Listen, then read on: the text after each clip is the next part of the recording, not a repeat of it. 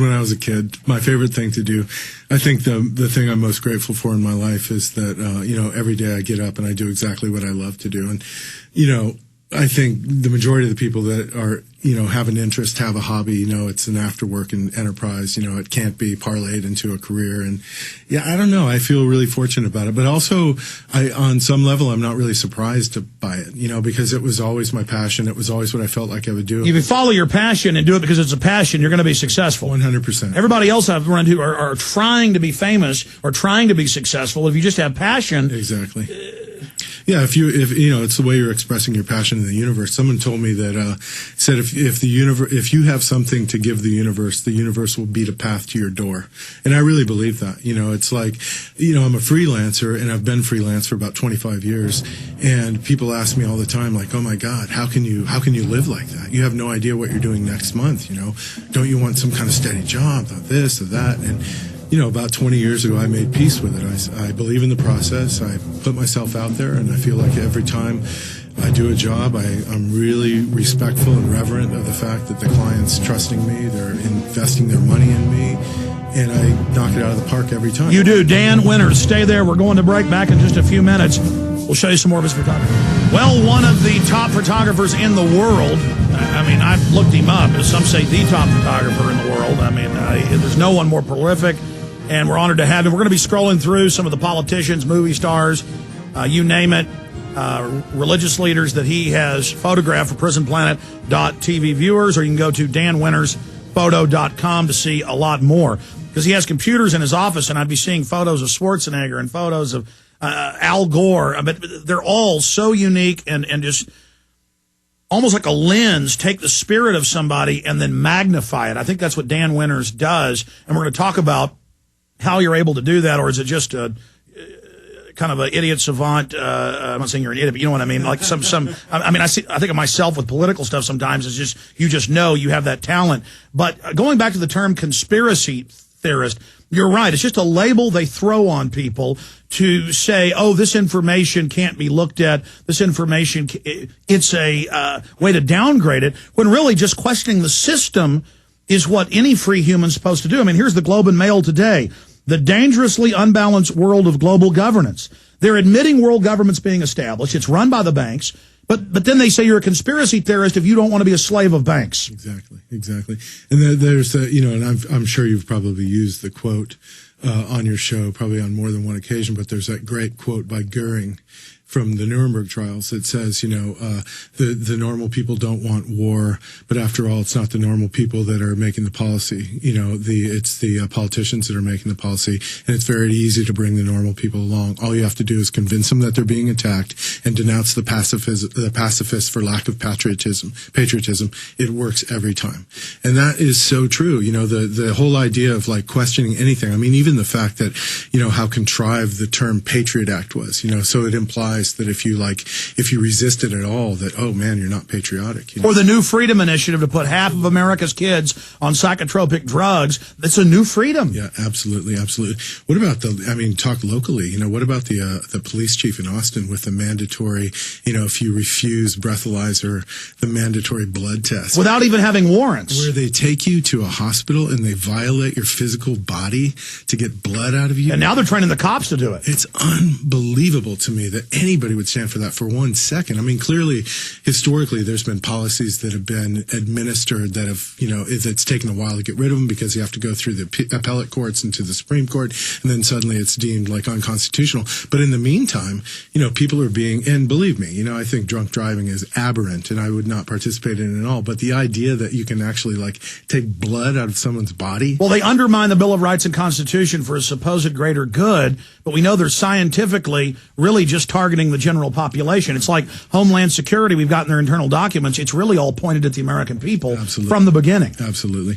I did a really interesting piece, and I wish I had actually given you the photograph, but I was hired by a magazine actually Esquire, and they were doing a piece on the FAA and the TSA people and the way they screen, and what the guy that was the head of the program within the FAA to test screening, and he was an ex-Navy SEAL, and his job, he had a small group of individuals, and their job was to breach airport security. And so what they would do is they'd look for patterns.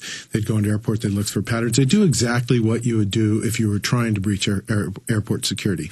You would educate yourself on what it was, on their methods, on their means, and then you would do it, right?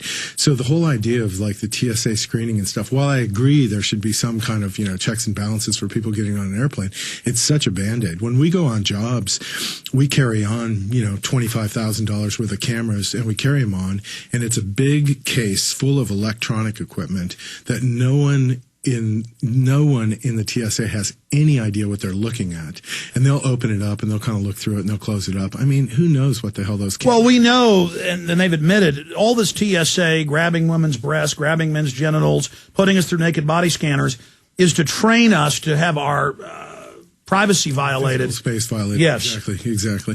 So get back to that Esquire story. So the guy who's writing, or the guy that's being focused on, is the guy that's the head of this, sort of like rogue entity within the TSA/FAA, whose job is to violate or breach airport security. So, what they do is they look for patterns, and he came up with this whole method at Kennedy. He said, look, there's like 3 flights to the Middle East at like 4:00 in the afternoon out of Kennedy. And he said, we've watch very closely the way TSA goes through stuff, and they basically don't even look at anything. The stuff's going on. So he said that would be a prime target. So they make a bomb-looking device, they put it in a bag, and it gets through. So he was doing this. So my assignment from the magazine was, okay, what we need you to do is we need you to figure out how to take down an aircraft.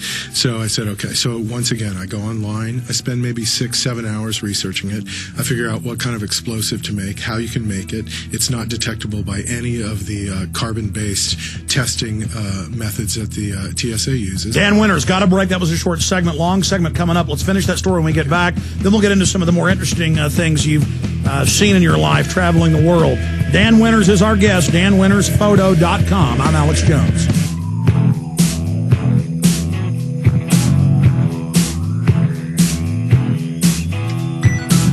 Folks, shifting gears into another subject briefly, and then we'll continue the story that Dan Winters was telling about this shoot for Esquire.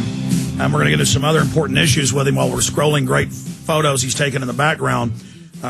For radio listeners, you'll be able to see this archived at prisonplanet.tv. Charlie Sheen quits 2.5 Men. And I don't normally get into entertainment news, but this is not really stemming from the problems he's had. Good friend of mine, 9/11 truther, really smart guy, great guy. I can just tell you all the stuff you've heard in the news. It's made up or exaggerated. His enemies will, declare victory. But a year ago, he told me he wanted this to be his last season. And just a few months ago, he told me, before the thing happened on Christmas Day, that he probably wasn't going to re-up his TV show. But here's the New York Post. Troubled, Charlie Sheen says he's leaving hit CBS TV show 2.5 Men at the end of the season. Sheen, who returned to a men's set last month after a stint in rehab, will call it quits after taping his final episode April 9th. See, that's not even true. I know Charlie. He wasn't drinking, wasn't using drugs, drinks way too much coffee, and smokes Marlboro Reds. So I spent a lot of time with him. But he went to basically a spa so that under the stress he wouldn't go back on alcohol or drugs that he'd been off of for years. So that's a lie here from his enemy, the New York Post.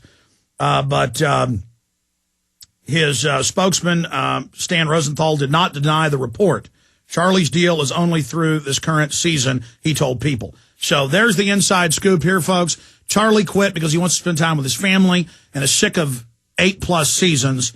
And the New York Post and others are spinning this like his problem with his wife, Brooke, who's a nice person, like that's why he's quitting. That may have been the cherry on top, but there's that info. Dan, I apologize for digressing off into fluff, but Charlie's my friend. I wanted to back him up and set the record straight. Yeah, I don't think it's fluff. He's done some good work, I think. Well,